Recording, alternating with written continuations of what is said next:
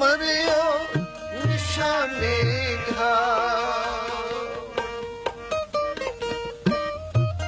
खेत जो मांडियो सूरमा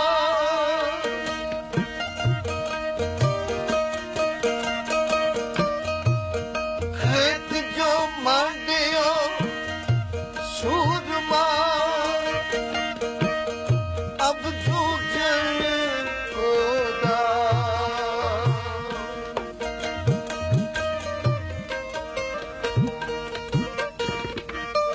अब जूझन कोदा खेत जो मांडियो सूरमा खेत जो मांडियो। पिछले 12 ਵਰਿਆਂ ਵਿੱਚ ਪੰਜਾਬ ਵਿੱਚ ਬੜਾ ਲਹੂ ਡੁੱਲਿਆ ਹੈ। ਹਜ਼ਾਰਾਂ ਔਰਤਾਂ ਦੇ ਸੁਹਾਗ ਉਜੜੇ ਤੇ ਹਜ਼ਾਰਾਂ ਮਾਵਾਂ ਦੇ ਨੌਜਵਾਨ ਪੁੱਤਰ ਇਸ ਲਹੂ ਦੀ ਨਦੀ ਵਿੱਚ ਗਰਕ ਹੋ ਗਏ ਹਨ। ਜੋ ਤਹਿਰੀਕ ਕੁਝ ਸਿਆਸੀ ਆਰਥਿਕ ਅਤੇ ਧਾਰਮਿਕ ਮੰਗਾਂ ਨੂੰ ਲੈ ਕੇ ਸ਼ੁਰੂ ਹੋਈ ਸੀ, ਉਸ ਨੂੰ ਦੇਸ਼ ਦੀ ਚੰਦਰੀ ਰਾਜਨੀਤੀ ਨੇ ਇੱਕ ਭਿਆਨਕ ਤੇ ਦੁਖਦਾਈ ਮੋੜ ਦੇ ਦਿੱਤਾ ਹੈ। ਦਰਬਾਰ ਸਾਹਿਬ ਉੱਪਰ ਹੋਏ ਬਲੂ ਸਟਾਰ ਆਪਰੇਸ਼ਨ ਤੋਂ ਪਹਿਲਾਂ ਤੇ ਉਸ ਪਿੱਛੋਂ ਵਾਪਰੀਆਂ ਘਟਨਾਵਾਂ ਨੇ ਪੰਜਾਬ ਤੇ ਪੰਜਾਬ ਤੋਂ ਬਾਹਰ ਵਸਦੇ ਸਿੱਖਾਂ ਦੀ ਮਾਨਸਿਕਤਾ ਨੂੰ ਬੁਰੀ ਤਰ੍ਹਾਂ ਨਾਲ ਲਹੂ ਲੁਹਾਨ ਕੀਤਾ ਹੈ। ਪੰਜਾਬ ਦਾ ਪੋਟਾ ਪੋਟਾ ਲਹੂ ਦੀਆਂ ਛਿੱਟਾਂ ਨਾਲ ਰੰਗਿਆ ਪਿਆ ਹੈ। ਲੋਕਾਂ ਦੇ ਚਿਹਰਿਆਂ ਤੇ ਮਾਯੂਸੀ ਹੈ, ਦਿਲ ਵਿੱਚ ਕਸਕ ਤੇ ਅਥਾਹ ਪੀੜਾ ਦਾ ਹੋਕਾ ਹੈ। ਇਸ ਬੇਬਸੀ ਪਿੱਛੇ ਇੱਕ ਬੜਾ ਵੱਡਾ ਪ੍ਰਸ਼ਨ ਚਿੰਨ੍ਹ ਹੈ। ਉਹ ਸੁਭਾਗੀ ਘੜੀ ਕਦੋਂ ਆਵੇਗੀ ਜਦੋਂ ਲਹੂ ਸਿਮਦੇ ਪੰਜਾਬ ਵਿੱਚ ਮੁੜ ਅਮਨ ਕਾਇਮ ਹੋਵੇਗਾ। ਸਿੱਖ ਇਸ ਦੇਸ਼ ਦਾ ਅਨਿੱਖੜਵਾਂ ਅੰਗ ਹਨ। ਉਹਨਾਂ ਨੇ ਇਸ ਦੇਸ਼ ਦੀ ਆਜ਼ਾਦੀ ਲਈ ਬਾਕੀ ਹਰ ਜ਼ਾਤ ਤੇ ਪ੍ਰਾਂਤ ਦੇ ਲੋਕਾਂ ਤੋਂ ਕਿਤੇ ਵੱਧ ਕੁਰਬਾਨੀ ਕੀਤੀ ਹੈ। अगर असी अपने देश की हिस्टरी के उत्ते नज़र पाइए तो सन पता लगेगा कि साड़ी जिहड़ी आज़ादी की जंग सी उस दे विच किसी ने सब तो ज़्यादा नुमाया हिस्सा लीता तो साडे सिख भरावां ने लीता। गदर पार्टी सरदार अजीत सिंह, गुरजीत सिंह जी कामागाटा मारू वाले, फिर भगत सिंह, ऊधम सिंह, उन्होंने अपनियां शहादतां दित्तियां। 1947 ਵਿੱਚ ਜਦੋਂ ਮਜ਼ਹਬ ਦੇ ਨਾਂ ਤੇ ਪਾਕਿਸਤਾਨ ਦੀ ਸਿਰਜਣਾ ਕੀਤੀ ਜਾ ਰਹੀ ਸੀ ਤਾਂ ਸਿੱਖਾਂ ਦੇ ਨੇਤਾ ਮਾਸਟਰ ਤਾਰਾ ਸਿੰਘ ਨੇ ਸਿੱਖਾਂ ਲਈ ਕੋਈ ਵੱਖਰਾ ਰਾਸ਼ਟਰ ਮੰਗਣ ਦੀ ਬਜਾਏ ਆਪਣੀ ਕਿਸਮਤ ਨੂੰ ਭਾਰਤ ਨਾਲ ਜੋੜ ਲਿਆ ਸੀ। ਦਿੱਲੀ ਦੇ ਗੁਰਦੁਆਰਾ ਸੀਸਗੰਜ ਸਾਹਿਬ ਵਿੱਚ ਸੰਗਤਾਂ ਨੂੰ ਸੰਬੋਧਿਤ ਕਰਦਿਆਂ ਮਹਾਤਮਾ ਗਾਂਧੀ ਨੇ ਕਿਹਾ ਸੀ, ਆਜ਼ਾਦ ਭਾਰਤ ਵਿੱਚ ਐਸੀ ਕੋਈ ਗੱਲ ਨਹੀਂ ਕੀਤੀ ਜਾਏਗੀ ਜੋ ਸਿੱਖਾਂ ਨੂੰ ਪ੍ਰਵਾਨ ਨਾ ਹੋਵੇ। ਜਦੋਂ ਇੱਕ ਪੱਤਰਕਾਰ ਬੇਦੀ ਮਧੂਸੂਦਨ ਨੇ ਪੁੱਛਿਆ ਸੀ ਕਿ ਜੇ ਕਾਂਗਰਸ ਸਿੱਖਾਂ ਨਾਲ ਕੀਤੇ ਵਾਅਦੇ ਤੋਂ ਮੁੱਕਰ ਗਈ ਤਾਂ ਫਿਰ ਸਿੱਖ ਕੀ ਕਰਨਗੇ, ਉਹ ਕਹਿੰਦੇ ਜੇ ਮੁੱਕਰ ਜਾਣ ਫਿਰ ਤੁਹਾਨੂੰ ਤਲਵਾਰ ਚੁੱਕਣ ਦਾ ਹੱਕ ਹੋਏਗਾ। ਦੇਸ਼ ਦੀ ਵੰਡ ਤੋਂ ਪਹਿਲਾਂ ਕਾਂਗਰਸ ਦੇ ਇੱਕ ਇਜਲਾਸ ਵਿੱਚ ਬੋਲਦਿਆਂ ਪੰਡਿਤ ਨਹਿਰੂ ਨੇ ਕਿਹਾ ਸੀ, ਉੱਤਰੀ ਭਾਰਤ ਵਿੱਚ ਸਿੱਖਾਂ ਲਈ ਇੱਕ ਅਜਿਹੀ ਥਾਂ ਰਾਖਵੀਂ ਹੋਵੇਗੀ ਜਿੱਥੇ ਉਹਨਾਂ ਦਾ ਧਰਮ ਤੇ ਸੰਸਕ੍ਰਿਤੀ ਪ੍ਰਫੁੱਲਿਤ ਹੋ ਸਕਣਗੇ ਤੇ ਜਿੱਥੇ ਉਹ ਆਜ਼ਾਦੀ ਦੀ ਲੋਹ ਮਾਣ ਸਕਣਗੇ। 1947 ਵਿੱਚ ਦੇਸ਼ ਆਜ਼ਾਦ ਹੋਇਆ। ਪੱਛਮੀ ਪੰਜਾਬ ਦੀ ਬਹੁਤ ਸਾਰੀ ਸਿੱਖ ਤੇ ਹਿੰਦੂ ਵਸੋਂ ਉੱਜੜ ਕੇ ਪੂਰਬੀ ਪੰਜਾਬ ਤੇ ਆਜ਼ਾਦ ਭਾਰਤ ਦੇ ਹੋਰ ਹਿੱਸਿਆਂ ਵਿੱਚ ਆ ਗਈ।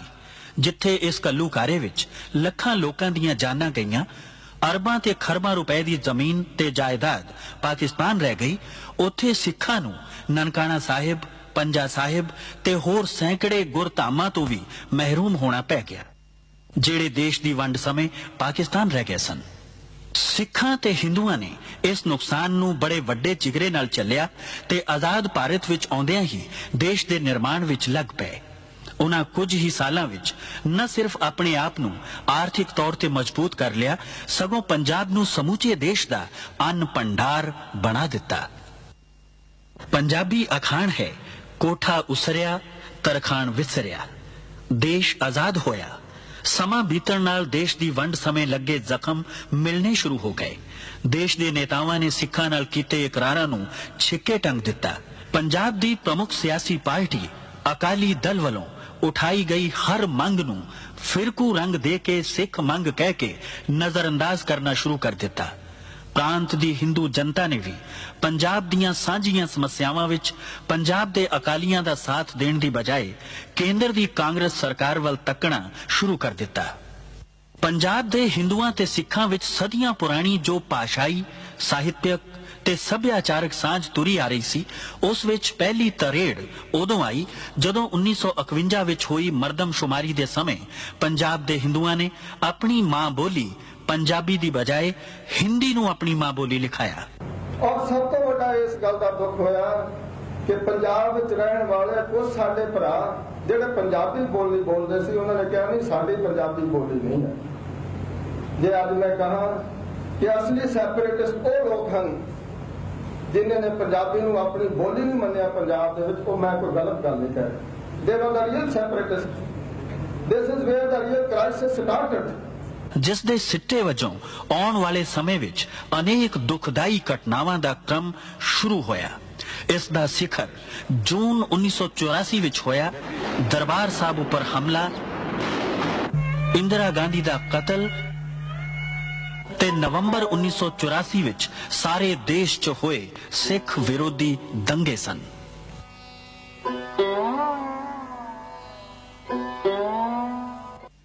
ਬੇਸ਼ੱਕ ਦਰਬਾਰ ਸਾਹਿਬ ਉੱਪਰ ਫੌਜੀ ਕਾਰਵਾਈ ਦਾ ਕੰਮ 3 ਜੂਨ ਨੂੰ ਹੀ ਸ਼ੁਰੂ ਹੋ ਗਿਆ ਸੀ, ਪਰ ਅਸਲ ਹਮਲਾ 5 ਜੂਨ 1984 ਨੂੰ ਹੋਇਆ।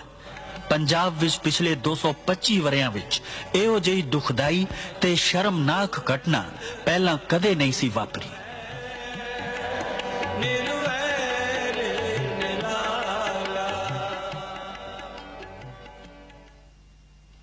हम आपको स्वर्ण मंदिर के उन स्थानों पर ले चलें जहां वास्तव में ये घटनाएं घटी और जिनका ब्यौरा आपको दिया जा रहा है।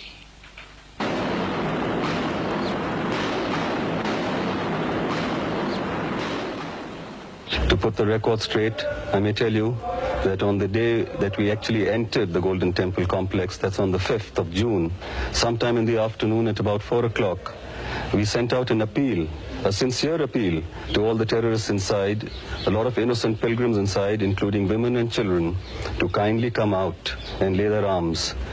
We did not want to use force against them at all. फौज गई, फर्ज उन्हां दा बनदा सी नोटिस दिंदे, बिल्कुल 1 मिनट का भी नोटिस नहीं दिता गया। ठीक है, लिखती रूप में उन्हां दे कोल होना है, लेकिन उत्थे अंदर उदों पता लग्या जदों 4 तरीक नूं 4:45 बजे पहला तोप दा गोला अकाल तख्त ते आके डिग्या। At about 10:30 at night, on the 5th of June, the battle started raging. Right at the entrance to the Golden Temple, the entire fortress was fortified. They had bunkers, emplacements, shelters on rooftops. They had converted all the windows into emplacements. They had converted doors into emplacements. They had underground tunnels from where they would appear. They would move from room to room. In fact, they had even converted manholes in some of the verandas as firing positions. ਇਹ ਜਿਹੜਾ ਮੈਨਹੋਲ ਤੁਸੀਂ ਦੇਖ ਰਹੇ ਹੋ, ਇਸ ਦੇ ਵਿੱਚ ਇੱਕ ਆਦਮੀ ਬੈਠਾ ਹੋਇਆ ਸੀ ਤੇ ਉਹ ਆਪਣੇ ਹੱਥਾਂ ਦੇ ਨਾਲ ਇਸ ਇਲਾਕੇ ਦੇ ਵਿੱਚ ਗ੍ਰੇਨੇਡ ਸੁੱਟੀ ਜਾ ਰਿਹਾ ਸੀ। They used to appear through these manholes, lob grenades, shoot at us with Sten guns and other automatics, then disappear into the manhole which connected them into a room. It was difficult to flush them out at night. ਜਦੋਂ ਅਸੀਂ ਅੰਦਰ ਆਏ ਤਾਂ ਅਸੀਂ ਸੀੜੀਆਂ ਤੋਂ ਥੱਲੇ ਉਤਰਦਿਆਂ ਸਾਰ ਸਾਨੂੰ ਚਾਰੇ ਪਾਸੋਂ ਖੂਬ ਫਾਇਰ ਆਇਆ। ਇਹ ਫਾਇਰ ਸਾਨੂੰ ਪਤਾ ਨਹੀਂ ਲੱਗਾ ਕਿ ਕਿਹੜੀ ਜਗ੍ਹਾ ਤੋਂ ਆ ਰਿਹਾ ਹੈ, ਕਿਉਂਕਿ ਫਾਇਰ ਬਾਅਦ ਵਿੱਚ ਅਸੀਂ ਦੇਖਿਆ, ਜਿਸ ਵੇਲੇ ਫਾਇਰ ਆਇਆ ਤੇ ਦੇਖਿਆ ਕਿ ਫਾਇਰ ਬੇਸਮੈਂਟ ਚੋਂ ਤੇ ਛੋਟੇ ਛੋਟੇ ਲੂਪ ਹੋਲ ਦੇ ਵਿੱਚੋਂ, ਜਿਹੜੇ ਕਿ ਉਹਨਾਂ ਨੇ ਖਿੜਕੀਆਂ, ਦਰਵਾਜ਼ਿਆਂ ਤੇ ਦੀਵਾਰਾਂ ਵਿੱਚ ਬਣਾਏ ਹੋਏ ਸੀ, ਕਿਧਰੋਂ ਗ੍ਰੇਨੇਡ ਫਾਇਰ ਤੇ ਕਿਧਰੋਂ LMG ਦਾ ਫਾਇਰ ਆਇਆ ਤੇ ਇੱਥੇ ਸਾਡੀਆਂ ਬਹੁਤ ਕਈ ਉਲਟੀਆਂ ਹੋਈਆਂ। ਲਗਭਗ 5-6 ਜਵਾਨ ਇਹਨਾਂ ਖਿੜਕੀਆਂ ਸੀੜੀਆਂ ਦੇ ਵਿੱਚ ਡਿੱਗ ਪਏ।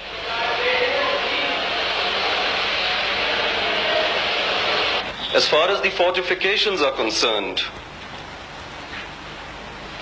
the rooftops, the second floor, the first floor, the ground floor of all buildings were fortified. They had bunkers, they had fire trenches, they had the windows converted, doors converted, domes converted, gates converted, every conceivable thing converted into fixed defenses. I realized that even the approach to the Golden Temple complex would mean heavy casualties, but these had to be accepted. जब हमारे troops इस इलाके में पहुंचे तो यहाँ पर इतना जोर से फायर आया हमारे ऊपर कि तकरीबन 150 से 200 आदमी गिरे हुए थे। कुछ इनमें से मर चुके थे, कुछ जख्मी पड़े हुए थे। इसकी वजह ये थी कि अगर आप सामने की तरफ देखें तो आप देखेंगे कि जिस जगह लाल झंडा लगा हुआ है वहां से इन टेररिस्ट का फायर खुला। उसके साथ आप खिड़कियां देख रहे हैं, उनके अंदर छोटे छोटे होल बने हुए हैं, वहां से फायर आया। खिड़कियों के नीचे अगर आप देखें तो आपको सैंड बैग दिखाई देंगे, वहां से उनका फायर आया। इसी के साथ साथ अगर आप अपनी नजर पिछली तरफ ले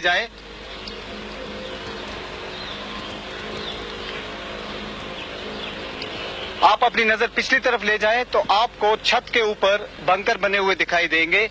इन बंकरों से पीछे की तरफ से फायर हमारे ऊपर खुला।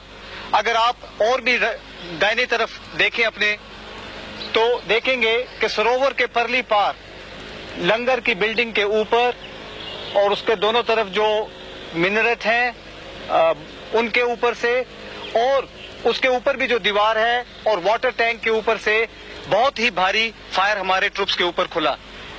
इन सब की वजह से यहाँ पर हमारे ट्रुप्स की बहुत ही ज्यादा कैजुअलिटीज हुई। इस वक्त तुसी घंटा घर दे सज्जे पासे टॉप फ्लोर ते खड़े हुए हो ते जे तुसी अपने सज्जे पासे नजर दौड़ाओ ते तुहानू लाल ते सफेद झंडियां दी एक लाइन नजर आएगी। ਇਹ ਲਾਲ ਤੇ ਸਫੇਦ ਝੰਡੇ ਉਹਨਾਂ ਦੀ ਲਾਈਟ ਮਸ਼ੀਨ ਗਨ ਅਤੇ ਰਾਈਫਲ ਦੇ ਪੋਜੀਸ਼ਨ ਨੂੰ ਜ਼ਾਹਿਰ ਕਰਦੇ ਹਨ। ਘੰਟਾ ਘਰ ਤੋਂ ਜਲਿਆਂਵਾਲਾ ਬਾਗ ਨੂੰ ਜਾਣ ਵਾਲੀ ਸੜਕ ਇਸ ਤਰੀਕੇ ਨਾਲ ਕਵਰ ਕੀਤੀ ਹੋਈ ਸੀ ਕਿ ਉਸ ਦਾ ਚੱਪਾ ਚੱਪਾ ਫਾਇਰ ਦੇ ਨਾਲ ਕਵਰ ਹੋ ਰਿਹਾ ਸੀ। ਕੋਈ ਵੀ ਆਦਮੀ ਬਿਨਾਂ ਇਫੈਕਟਿਵ ਫਾਇਰ ਦੇ ਹੇਠਾਂ ਆਏ ਬਗੈਰ सड़क नू पार नहीं सी कर सकता। सानू बहुत मुश्किल पई अंदर एंटर करने वास्ते भी।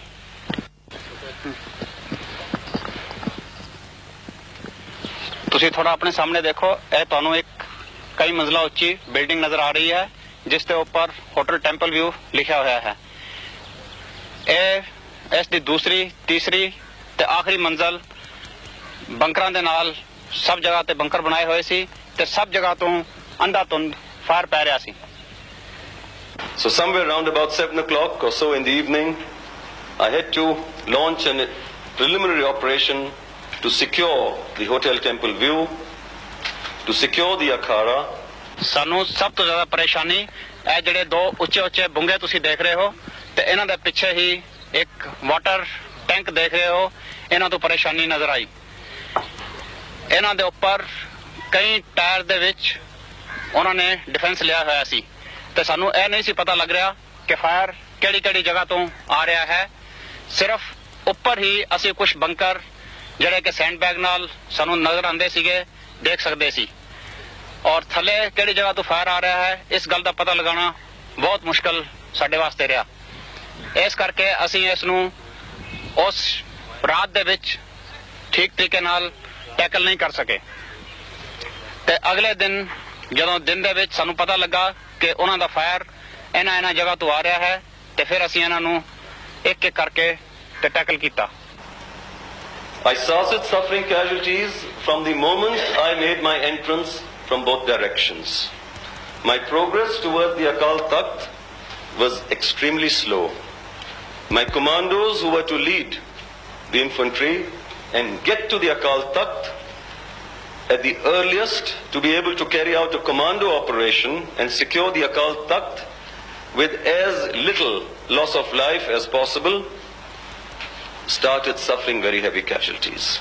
अगर आप अकाल तख्त की तरफ नीचे की तरफ देखें तो आपको दिखाई देगा कि उसके अंदर उसके संगमरमर के पत्थर को काट करके उसके अंदर बंकर बनाए गए हैं और उसके अंदर पिल बॉक्सेस बनाए गए हैं और जिसके अंदर से कि ऑटोमेटिक फायर आया, LMGs का फायर आया।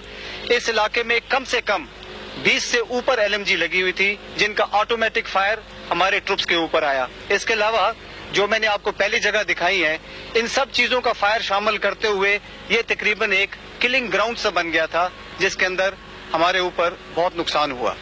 As far as the terrorists are concerned, Their casualties range to about 300 to 400. We are still counting them. They're still being picked up under debris and underground basements and tunnels, and there are about 1,500 or so of them who have been apprehended. Akal Takht ਢਹਿ ਕਰਤਾ ਜੋ ਮੇਰਾ ਅੰਦਾਜ਼ਾ ਹੈ 7 ਤੇ 8 ਦੇ ਹਜ਼ਾਰ ਉੱਥੇ ਸਿੰਘ ਸ਼ਹੀਦ ਹੋਏ। ਹਰਮੰਦਰ ਸਾਹਿਬ ਗੁਰੂ ਰਾਮਦਾਸ ਰਾਮ ਵਿੱਚ, ਗੁਰੂ ਨਾਨਕ ਨਿਵਾਸ ਵਿੱਚ ਔਰ ਤੇਜਾ ਸਿੰਘ ਸਮੁੰਦਰੀ ਹਾਲ ਵਿੱਚ ਧੋਣ ਦਾ ਵੀ ਯਤਨ ਕੀਤਾ ਹੈ। ਤੇਜਾ ਸਿੰਘ ਸਮੁੰਦਰੀ ਹਾਲ ਵਿੱਚ ਲਾਸ਼ਾਂ ਨਾਲ ਲਾਸ਼ਾਂ ਜਿੱਥੇ ਪਈਆਂ ਸੀਆਂ ਖੂਨ ਦੇ ਨਿਸ਼ਾਨ ਅਜੇ ਉਸੇ ਤਰ੍ਹਾਂ ਹੱਥਾਂ ਦੇ ਪੈਰਾਂ ਦੇ ਨਿਸ਼ਾਨ ਨੇ। ਇਹ ਗ੍ਰਿਫਤਾਰੀ ਕਰਨ ਤੋਂ ਬਾਅਦ ਤਸੀਹੇ ਦੇ ਕੇ ਉਹਨਾਂ ਸਿੰਘਾਂ ਨੂੰ ਸ਼ਹੀਦ ਕੀਤਾ ਗਿਆ। ਮੈਨੂੰ ਇੱਕ ਸੱਜਣ ਨੇ ਦੱਸਿਆ ਜਿੱਥੇ ਬ੍ਰਹਮ ਬੁੱਟਾ ਹੈ ਉੱਥੇ ਇੰਨੇ ਸਿੰਘ ਸ਼ਹੀਦ ਹੋਏ, ਕਹਿੰਦੇ ਜਦੋਂ ਲੰਘਦੇ ਸੀ ਪੈਰ ਜਿਹੜਾ ਸੀ ਖੂਨ ਨਾਲ ਭਿੱਜਦਾ ਸੀ। We used complete restraint. All troops were instructed that under no circumstances was any fire to be directed towards Harminder Sahib.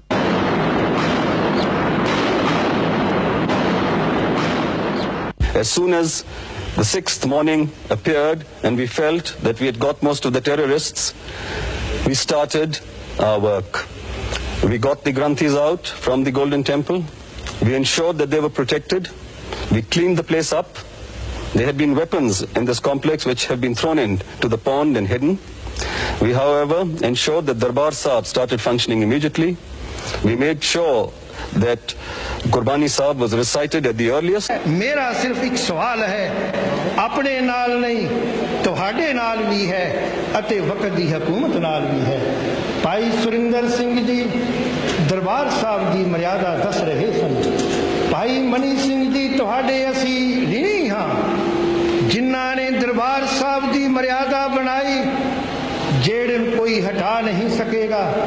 अते सिर्फ 5 दिन मेरी होश अंदर 5 जून तो लैके 9 जून तक वो मर्यादा ही नहीं, अंदर प्रकाश नहीं होया। इस हमले दौरान दरबार साहब दे आसपास ते विशेष तौर ते अकाल तखत दी तबाही बयान करन तो बाहर सी। दरबार साहिब कॉम्पलैक्स विच ही बनी सिख रेफरेंस लाइब्रेरी जला के राख कर दी गई। इस विच पंजाब ते सिख इतिहास नाल संबंधित हजारां दुर्लभ पुस्तकां, साहित्यक रचनावां, गुरु साहिबान द्वारा लिखे हुक्मनामे अते 3000 तो वध हथ लिखित गुरु ग्रंथ साहिब दीयां बीड़ां तबाह कर दित्तियां गईयां।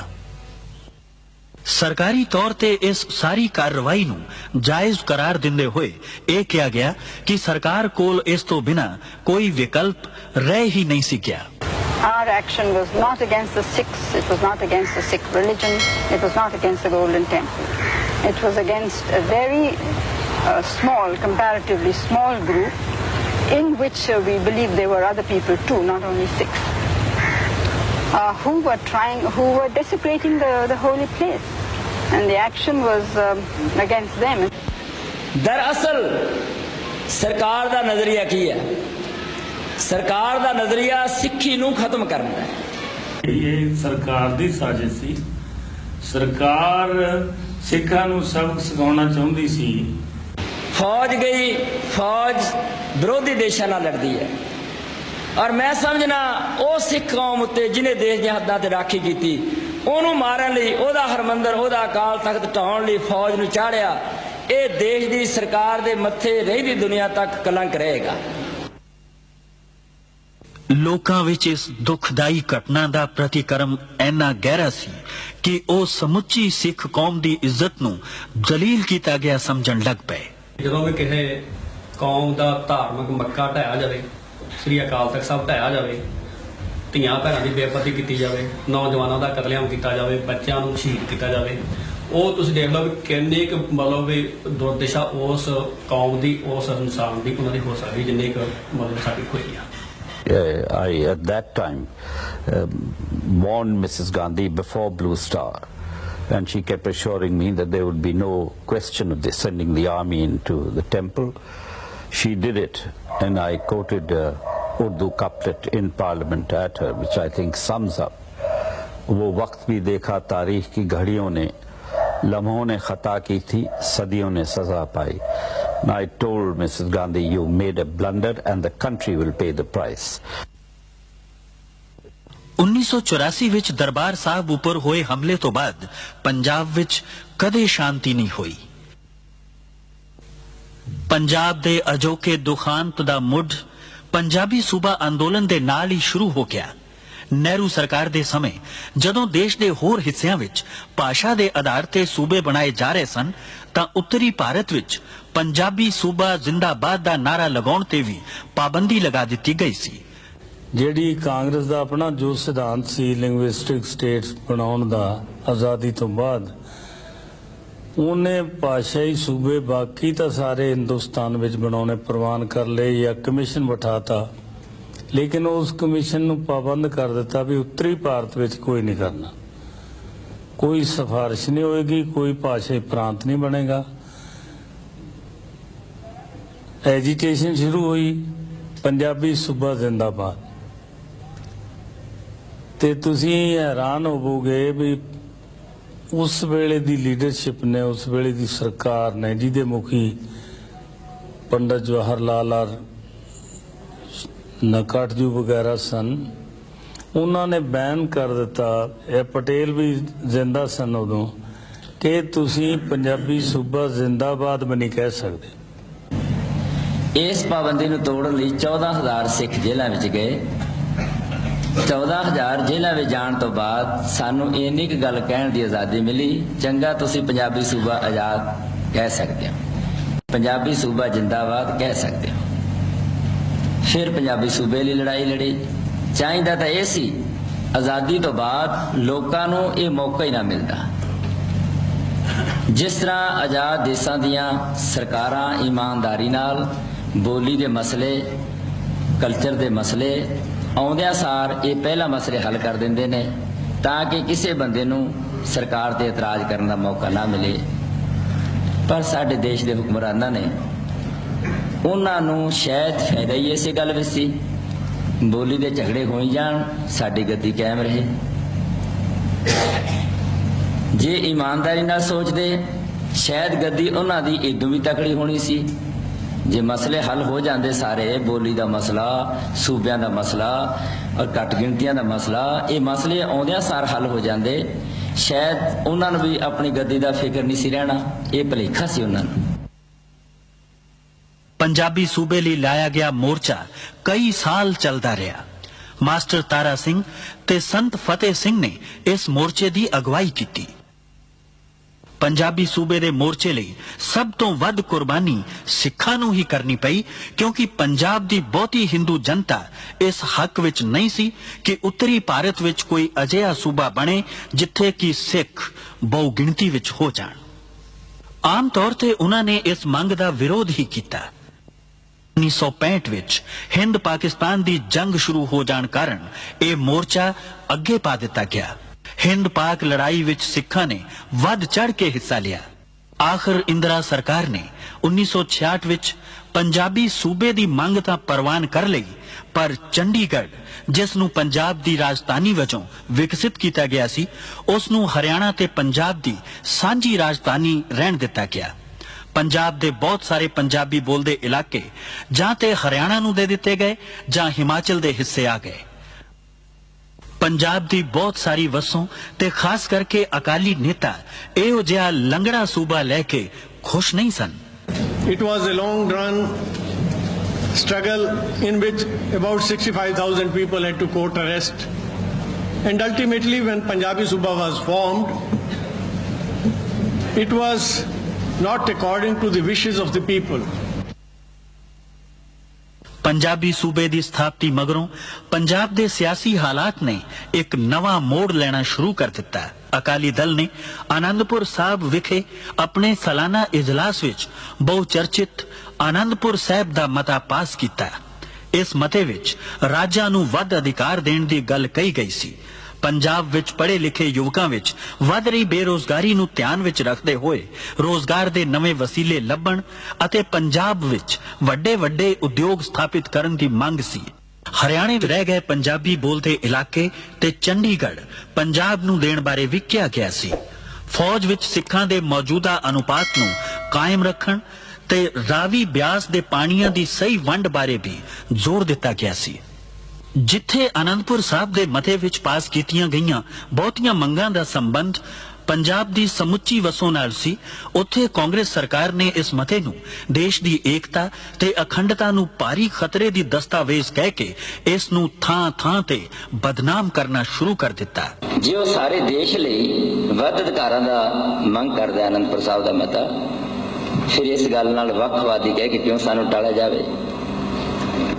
ਪੰਜਾਬ ਦੀ ਅਕਾਲੀ ਪਾਰਟੀ ਸਰਕਾਰ ਪਾਸ ਲਗਾਤਾਰ ਆਪਣੀਆਂ ਮੰਗਾਂ ਪੇਸ਼ ਕਰਦੀ ਰਹੀ, ਪਰ ਕੇਂਦਰ ਵਿੱਚ ਬੈਠੀ ਕਾਂਗਰਸ ਸਰਕਾਰ ਪੰਜਾਬ ਦੀਆਂ ਹੱਕੀ ਮੰਗਾਂ ਨੂੰ ਵੀ ਵਿਘਟਨਕਾਰੀ ਕਹਿ ਕੇ ਨਜ਼ਰਅੰਦਾਜ਼ ਕਰਦੀ ਰਹੀ। ਹਰੀ ਕ੍ਰਾਂਤੀ ਤੋਂ ਬਾਅਦ ਪੰਜਾਬ ਜਿੱਥੇ ਆਰਥਿਕ ਤੌਰ ਤੇ ਖੁਸ਼ਹਾਲ ਹੋ ਗਿਆ ਸੀ, ਉੱਥੇ ਪੜ੍ਹੇ ਲਿਖੇ ਨੌਜਵਾਨਾਂ ਵਿੱਚ ਬੇਕਾਰੀ ਦੀ ਸਮੱਸਿਆ ਗੰਭੀਰ ਰੂਪ ਧਾਰਨ ਕਰਦੀ ਜਾ ਰਹੀ ਸੀ। ਪੰਜਾਬ ਦੀਆਂ ਸਮੱਸਿਆਵਾਂ ਬਾਰੇ ਕੋਈ ਵੀ ਕੌਮੀ ਪਾਰਟੀ ਜਾਂ ਕਾਂਗਰਸ ਸਰਕਾਰ ਗੰਭੀਰ